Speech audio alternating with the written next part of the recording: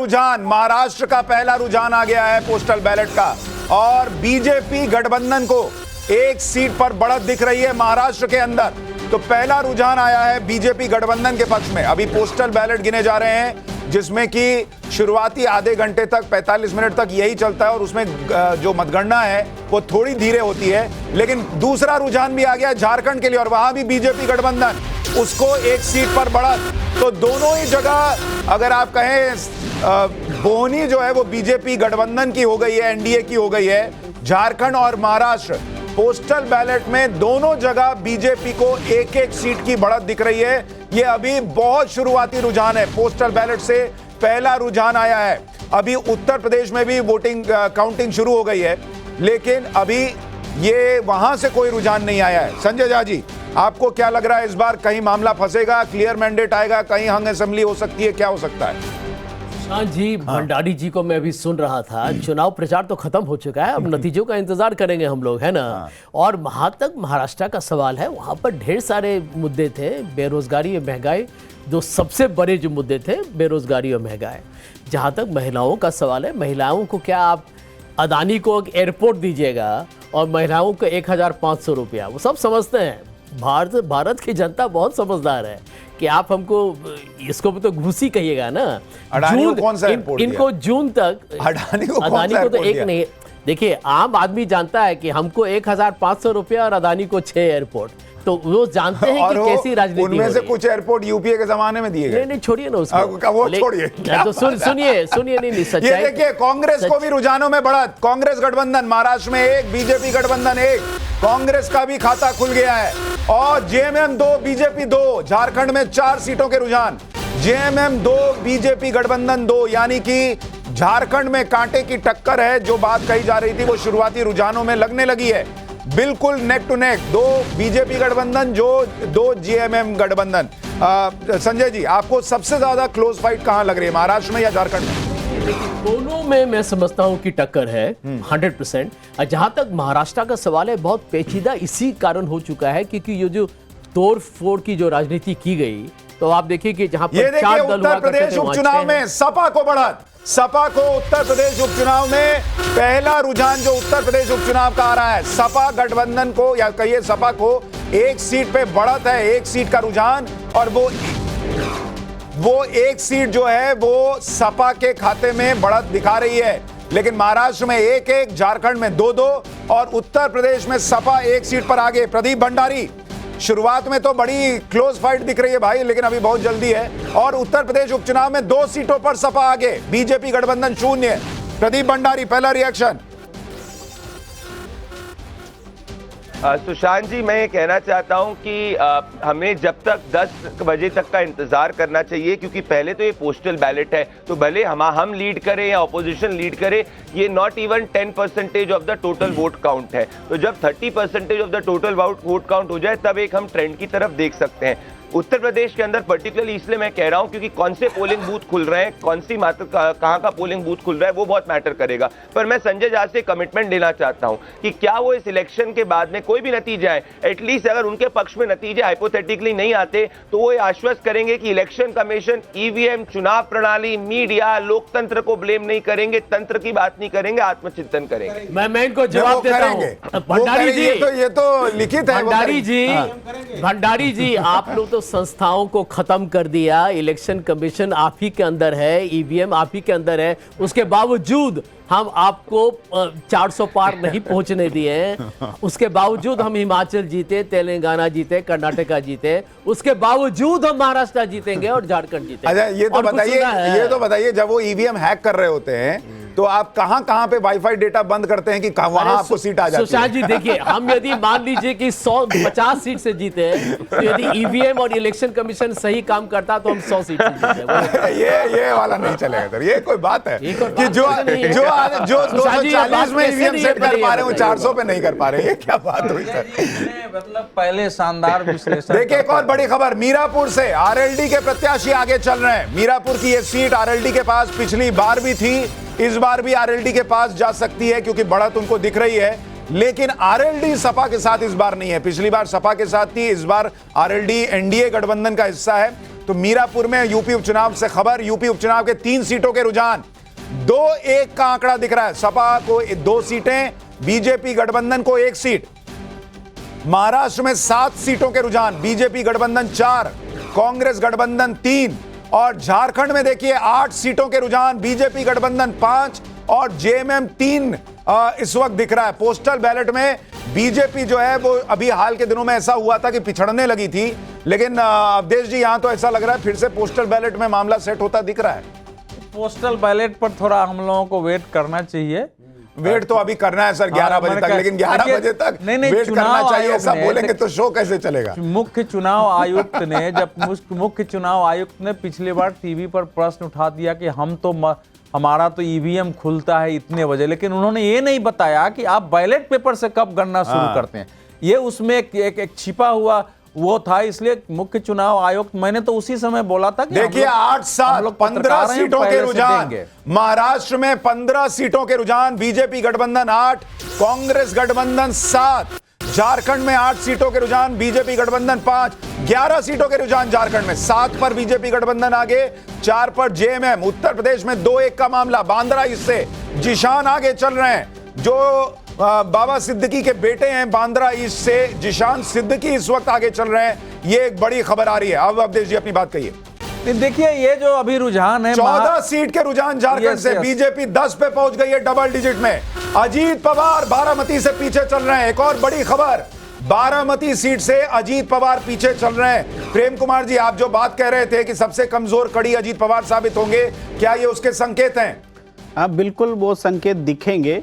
और अजीत पवार हार सकते हैं आपको लगता है?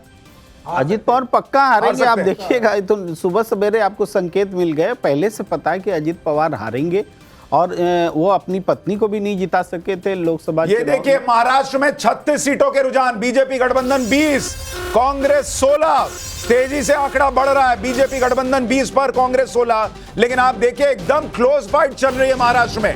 ये महायुति और महाविकास आघाड़ी के बीच क्लोज फाइट। झारखंड में 13-5 का आंकड़ा, जहां कहा जा रहा था कि आदिवासी वोट बिल्कुल भी खिसका नहीं है हेमंत सोरेन से, वहां बीजेपी बढ़त बना रही है 13-5।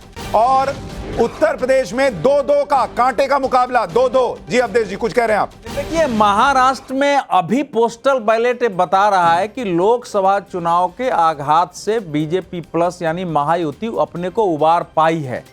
तो इतना अभी पोस्टल बैलेट से उबार पाई है और बेहतर प्रदर्शन कर रही है, पोस्टल बैलेट बता रहा है। एक और देखिए बड़ी खबर आ रही है, शरद पवार ने उद्धव ठाकरे से बात की है। सूत्रों के हवाले से यह खबर आ रही है कि शरद पवार ने उद्धव ठाकरे से बात की है। क्या चर्चा हुई है यह भी कहना मुश्किल, लेकिन क्या हंग असेंबली की स्थिति होती है तो ऐसे में क्या करना है नहीं करना है, क्या मुख्यमंत्री को लेकर उद्धव ठाकरे की जो बेचैनी है उसे शांत करने का प्रयास किया गया है। संजय निरुपम डिंडोसी से पीछे चल रहे हैं। संजय निरुपम जो कांग्रेस छोड़कर शिंदे गुट में गए, वो डिंडोसी सीट से पीछे चल रहे हैं। विवेक जी, ये शुरुआती रुझान क्या बता रहे हैं? नहीं, शुरुआती रुझान तो अभी तो पोस्टल बैलेट चल रहा है। अब गेम तो तब होगा जब ईवीएम आएगा, तब प्रदीप भंडारी बोलेंगे कि हम ईवीएम कर रहे हैं। लेकिन आप इस बात को समझिए कि सबसे कमजोर कड़ी जो प्रेम जी ने गई थी वो अजीत पवार है, 2 कारणों से। एक तो हार भी सकते हैं, दूसरा ये कड़ी इसकी घर वापसी भी हो सकती है। किसकी? ये भी अजीत पवार की। अजीत पवार की घर वापसी होगी, बिल्कुल हो सकती है। ये भी मैं आपको सूत्रों से बता रहा हूँ। हर कोई इस वक्त महाराष्ट्र में हर दूसरे के संपर्क में है। विवेक जी, कमजोर कड़ी को क्यों वापसी करेंगे? नहीं, मैं आपको वैसे एक हालात बता रहा हूँ। इस वक्त जो हालात है महाराष्ट्र में, हर पार्टी दूसरे के संपर्क में है, चाहे वो शिवसेना गुट के हों, चाहे वो एनसीपी के घटक दल हो। तो बड़ी फ्लूइड सिचुएशन है और आगे क्या होगा ये हमें देखना पड़ेगा। लेकिन प्रदीप भंडारी कहेंगे कि बीजेपी दफ्तर में जलेबी बन रही है, आप पुलाव पका रहे हैं। वो जलेबी तो देखिए आउटडेटेड हो गई। हम लोगों ने तो लड्डू का प्रावधान अभी शुरुआत कर दिया। टाइम्स नाउ के बाहर ही बुलवाएंगे हलवाई को, पहली प्लेट सुशांत जी को भैया हमारे ऑफिस के बाहर का है बनवाएंगे, आप बनवा के लाइए। हमारे ऑफिस के बाहर हलवाई बैठा देंगे, बिठा दिया जाएगा रोड क्रॉस पे। विवेक जी कमजोर कड़ी इसलिए चुन रहे हैं कि इनकी 30-35 साल की पॉलिटिक्स कमजोर कड़ी को ही खड़ा करके बीजेपी से मुकाबला करने की रही है सीपीआई सीपीएम को, जिसको 2 सीट है 1 सीट है, ऐसे लोगों को जोर ना। अरे सुनिए 40 सीट जनता दल के पास था 1996 में, उसके नेतृत्व में आपने सरकार बना दिया। इससे एक चीज तो ये क्लियर हो रही है कि विवेक जी ये मान रहे हैं कि क्लियर स्पष्ट बहुमत महाविकास आघाड़ी को नहीं आएगा और उनको अजीत पवार की जरूरत पड़ सकती है। नहीं तो अगर नहीं पड़ेगी तो क्यों लीजिएगा? जो आदमी छोड़ के चला गया उसको क्यों लीजिएगा? क्योंकि ये जो फैक्टर है, ये जो लोग हैं, जो देखिए एक और बड़ी खबर, सरायकेला से चंपई सोरेन आगे। चंपई सोरेन जो हेमंत सोरेन को छोड़कर बीजेपी के साथ आए, सरायकेला से वो आगे चल रहे हैं। ये बड़ी खबर, क्योंकि सुबह जब हम चर्चा कर रहे थे तो प्रेम कुमार जी ने कहा था कि चंपई सोरेन अपनी सीट हारेंगे, लेकिन फिलहाल खबर है कि बीजेपी की सीता सोरेन भी आगे चल रही हैं जामताड़ा से।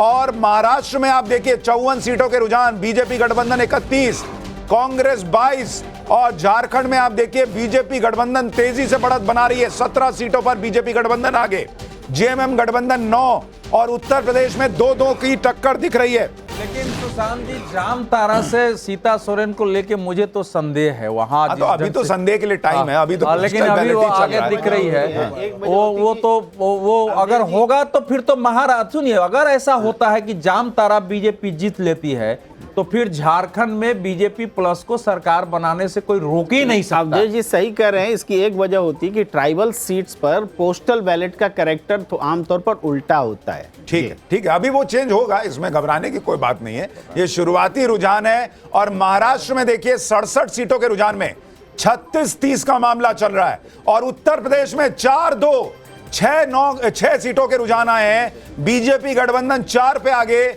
सपा जो है वो 2 पर आगे चल रही है। हमारे साथ धर्मेंद्र यादव प्रदीप आ रहा हूं, समाजवादी पार्टी के प्रवक्ता धर्मेंद्र यादव जुड़ गए हैं। धर्मेंद्र भाई, उत्तर प्रदेश में 4-2 शुरुआती रुझान में।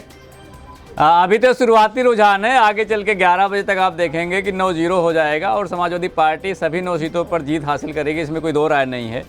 भारतीय जनता पार्टी ने जिस तरह से लोकतंत्र को कलंकित करने का काम किया पूरे चुनाव के दौरान, उसको जनता ने देखा और आपके कैमरे ने भी दिखाया, इसके लिए मैं आपको धन्यवाद देता हूं। उससे भारतीय जनता पार्टी ने अपने जो शर्मनाक हार थी उसको थोड़ा कम करने का प्रयास किया है। इसके अलावा उत्तर प्रदेश की जनता समाजवादी पार्टी के साथ है, उनके कामों के साथ है और हमारी विचारधारा और सोच के साथ है। शायद यही वजह है कि धर्मेंद्र भाई एक चीज बस बता दीजिए कि अगर ये नतीजे ऐसे ही रहे 4-2 5-4 बीजेपी के पक्ष में रहे, तब तो आप नहीं कहेंगे कि भाई वो बीजेपी ने प्रभावित किया चुनाव, क्योंकि अभी आप कह रहे हैं कि नहीं कर पाई बीजेपी। नहीं, ये नतीजे ऐसे नहीं रहेंगे। मैं आपके चैनल नहीं रहेंगे तो अच्छी बात है, रह गए तब मैं कह रहा हूँ नतीजे 9-0 में तब्दील होंगे। 10-0 कर लीजिए, लेकिन मैं कह रहा हूँ कि कॉन्फिडेंटली कहिए कि चुनाव प्रभावित नहीं हुआ था। मैंने कहा चुनाव प्रभावित हुआ था और उसमें भारतीय जनता पार्टी अपनी शर्मनाक हार को थोड़ा सा कम करने का प्रयास ठीक है, मतलब ज्यादा प्रभावित नहीं हुआ था। जैसे करहल की सीट हो गई, आपकी कटहरी की सीट हो गई, इसमें भारतीय जनता पार्टी 40,000 वोटों से हार सकती थी, लेकिन अब हो सकता है उस हार को थोड़ा कम कर लिया। ठीक है, करहल कटहरी में बीजेपी नहीं प्रभावित कर पाई है। अब कटहरी अगर आप मान लीजिए हार जाइए, करहल तो मुझे लगता नहीं, कटहरी को लेकर चर्चा चल रही है, तो फिर बदलिएगा मत। प्रदीप भंडारी, आप कुछ कहना चाह रहे हैं? सुशांत जी, जो इनिशियल ट्रेंड आप दिखा रहे हैं इस पे मेरा एक थोड़ा सा पहला कि चंपाई सोरेन जी आगे चल रहे हैं और ये अगर लीग आगे कंटिन्यू होती है तो ये साबित हो जाएगा कि पिछली बार जो कोल्हान और आदिवासी क्षेत्र जहां 28 में से हमारी 2 सीट आई थी, यहां हमको अच्छा वोट मिल रहा है और ये एक इंडिकेटर होगा अगर ये ट्रेंड आगे कंटिन्यू होता है कि हम एक कंफर्टेबल मेजोरिटी की सरकार बनाएंगे। दूसरा, मैं महाराष्ट्र को थोड़ा डाइसेक्ट कर रहा था, इसमें विदर्भ के अंदर हम लीड पे जा रहे हैं, जो मेरे लिए काफी बड़ा इंडिकेटर है। और अगर ये आगे कंटिन्यू होता है, क्योंकि विदर्भ एक स्विंग एरिया है जहां पिछली बार हम नहीं लीड कर पाए थे, तो फिर ये हमारी मेजॉरिटी की तरफ साइन देगा। अगेन मैं कहूंगा इनिशियल ट्रेंड है, मैं कुछ कंक्लूड नहीं करना चाह रहा, पर जो अभी आप स्क्रीन पे दिखा रहे हैं इससे 2 मेरे ये टेक अवेज अभी के ये हैं। ठीक है, यूपी की सीसामऊ सीट पर सपा आगे चल रही है, ये बड़ी खबर आ रही है। और उत्तर प्रदेश में देखिए 4-3 का आंकड़ा हो गया है।